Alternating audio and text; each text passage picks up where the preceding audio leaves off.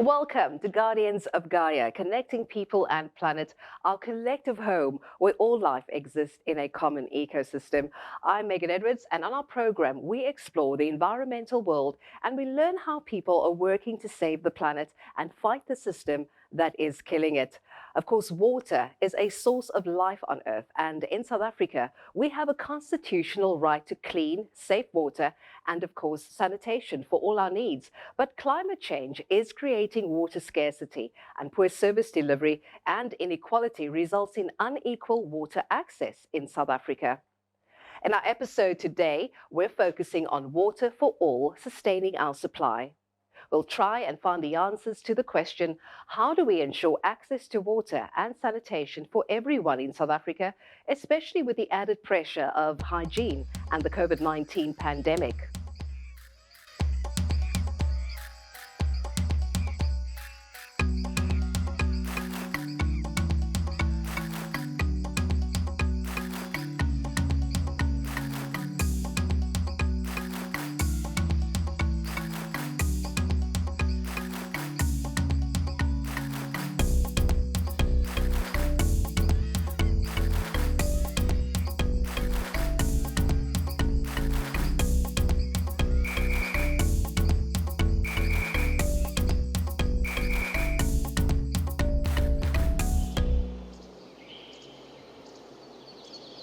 Sub-Saharan Africa is a hotspot for climate change, and only 30% of its population has access to safe drinking water.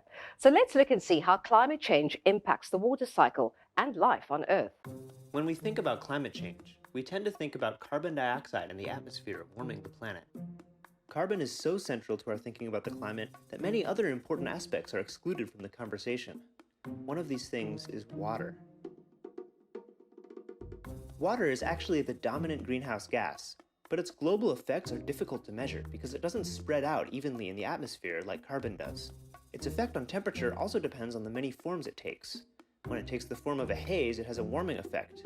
When it takes the form of clouds, it has a cooling effect, except for at night, in which it has a subtle warming effect. Since atmospheric water is hard to model, it tends to get ignored. But temperature is not the only important aspect of the climate here. If the climate can be warm or cold, the climate can also be wet or dry. The rampant rise of floods and droughts of our time are said to be caused by climate change, but really they are climate change. While temperature does have some effect on rainfall, floods and droughts are primarily caused by disruptions to the hydrological cycle. We tend to think of the water cycle this way. Rain falls, water evaporates, condenses into clouds, and repeats. But this is only part of the picture, since a lot more happens underground. Healthy soil is like a sponge that soaks up a lot of water. Some of it is taken up and stored by plants, and some of it percolates deep down into aquifers. This groundwater wells up and feeds springs and streams, which allows even more life to thrive. There's then much more water to evaporate from the saturated ground or to transpire through plants. This abundance of water vapor allows for more consistent rainfall. So what happens if we cut down the forest, plow the grasslands, and expose the soil? Without trees or plants to buffer the rain, the heavy downpour compacts the soil. The water can't soak down into the compacted ground, so almost all of it stays above ground and we have a flood. Almost all this water runs off, carrying loads of topsoil with it. And when the rain stops, the little water there is left evaporates very quickly, leaving the ground compact and dry. This lack of percolation depletes the groundwater over time, so it can't feed the streams, which dry up. Now there's no water in the land to feed rain clouds, and we have a drought. If a rainstorm does come, it just creates another flood and worsens the subsequent drought. Instead of consistent rainfall, we have a flood-drought cycle. Fortunately, it is possible to reverse this trend. There are ways to regenerate ecosystems and restore the water cycle pretty rapidly while feeding people in the process. Making subtle changes to the land's topography can slow the flow of water, allowing more of it to soak into the ground and be used by plants. Plants with deep roots help break up the compacted soil, allowing water to percolate deeper. Everyone has a place in reversing the climate crisis. Whether you're working to protect healthy ecosystems, regenerate damaged ones, or just helping yourself or your neighbor depend a little less on industrial agriculture, you are helping the Earth heal.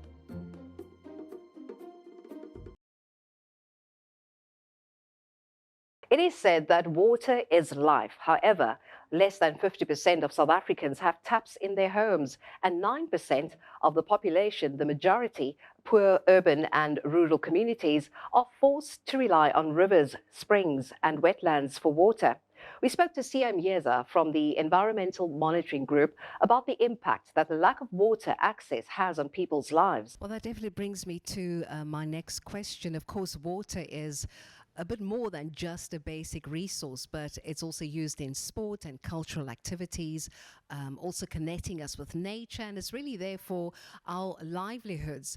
And then, of course, women and children, girls and women, are also at the heart of the use of water. Do you think that everyone has a right to clean, safe water?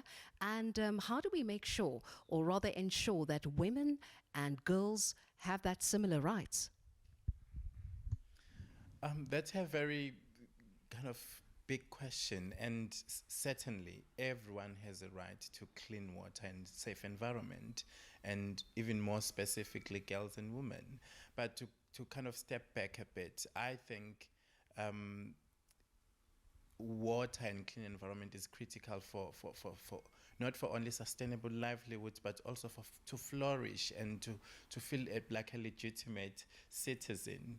And clean water is very linked to sanitation and proper solid waste removal, which most of the townships in our townships in South Africa, but specifically in Cape Town, are not enjoying, and that can be attributed to a couple of things. But the solid waste that end up being spilled in rivers and just a dirty environment around our townships undermines young people's ability to be more creative, to think of water not only as coming from the tap to drink and cook and wash. Water is for spiritual healing.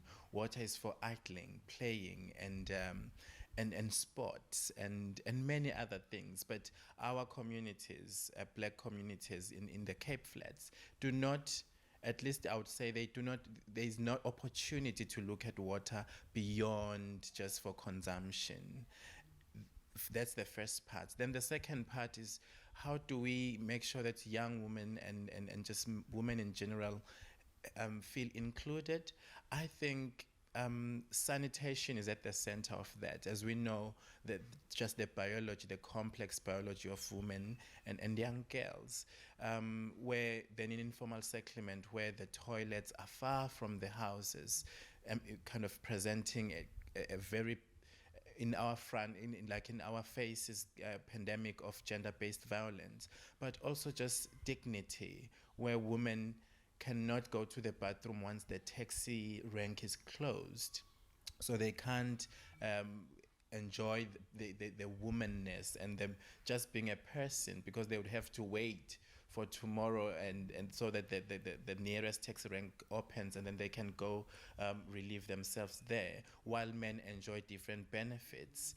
That's just one of the many things. But for swimming and being safe in your space, and then the gendered roles at home, where then being a woman to go and fetch water from a communal tap is a threat because of danger, and boys can enjoy that. Again, it limits and creates these gender roles that we don't want to see.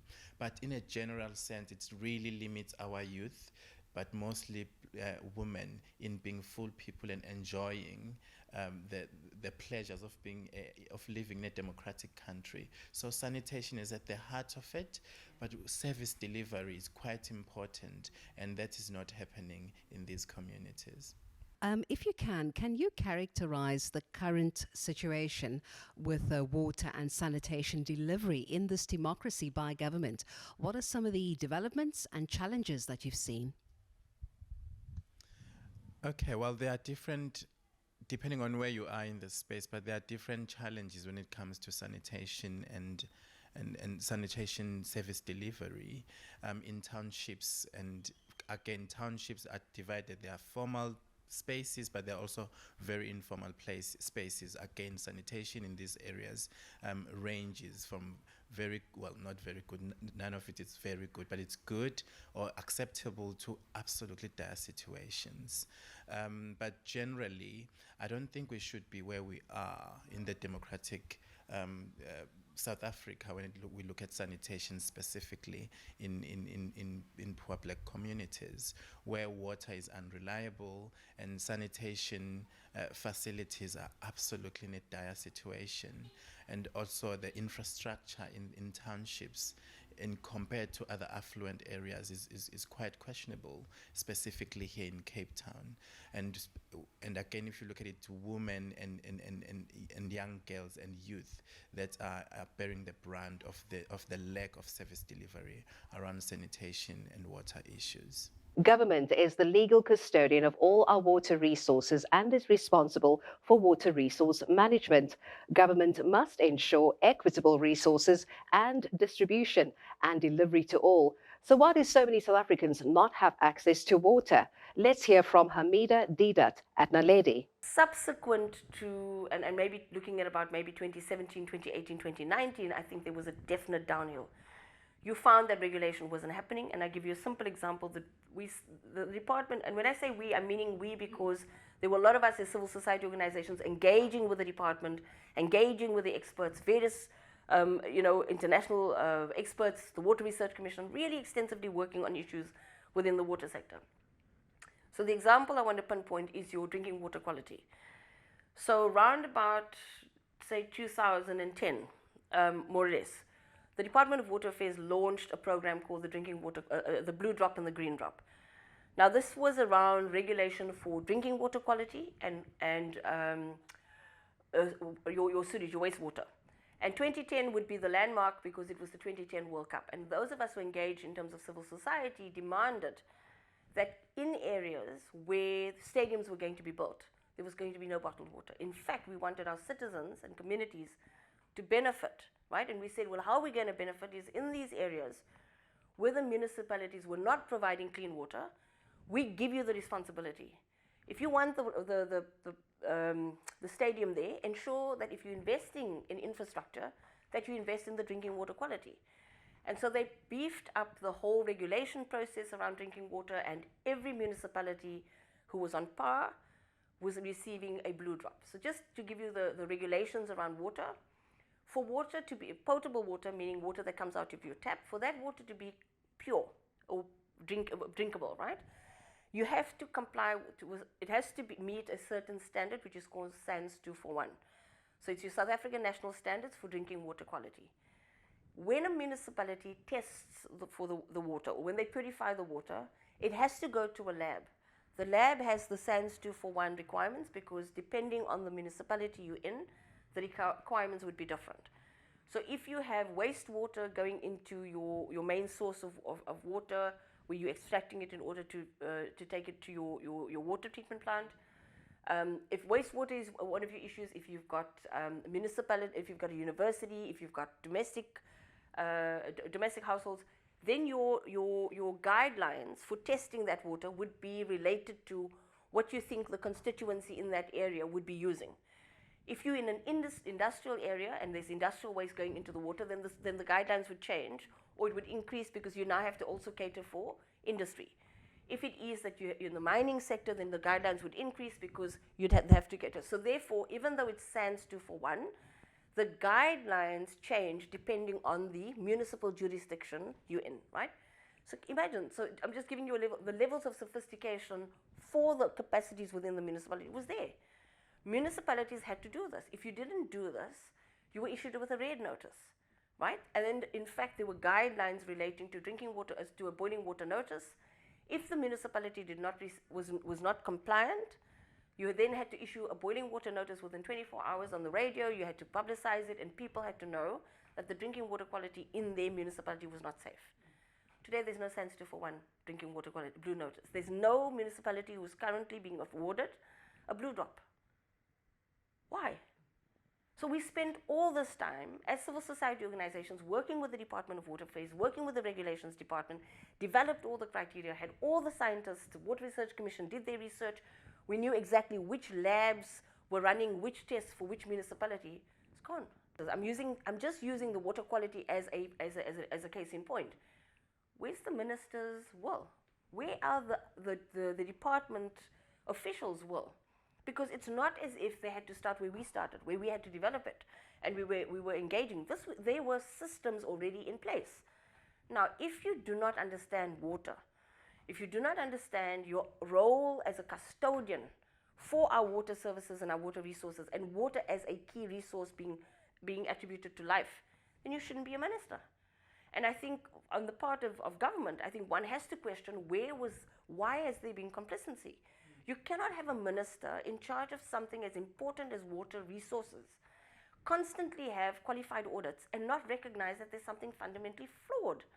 For them to wake up now to say, good God, our water is in a bad state, well, welcome to the party.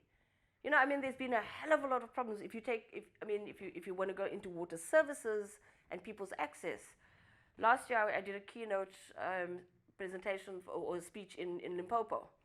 I mean, the people in Limpopo, 27 years after our democracy, are still sitting without water. Children are still falling down and drowning in VIPs. Dams are still going past communities. The entire budget for the municipalities in Limpopo are being used for infrastructure, and people don't have a drop of water. After our democracy. You know, so the issue is, where is our political will? And more importantly, what I think has happened is, in the 1990s, going into the early 2000s and maybe up to 2007, we had a really strong labor movement. Summer was incredible, right? So the contestation politically against privatization, against the commercialization of water, and most importantly, the activism around water was at its height. When we moved into, I think, crises, both within the ANC, changes of different ministers, etc., we now got to a point where ministers who were responsible for water were not doing what they were supposed to be doing and weren't engaging as effectively as they should have. So when you break the relationship between civil society organizations, when you have a minister, if you have a minister who doesn't engage extensively with its communities, and more importantly, I think when international investment is being courted. So Coca-Cola, Nestle, traveling overseas, going to all these international conferences without focusing locally is where I think the challenges happen. And we find that insidiously privatization now persists. But the extent to which privatization has infiltrated our water sector, I mean, water is on the stock exchange. Our topic today is about ensuring water for all in South Africa and sustaining our supply by adapting to climate change. After the break, we hear more about how protecting and conserving our water supply ensures the rights and the livelihoods for us and the environment. Stay tuned on Guardians of Gaia.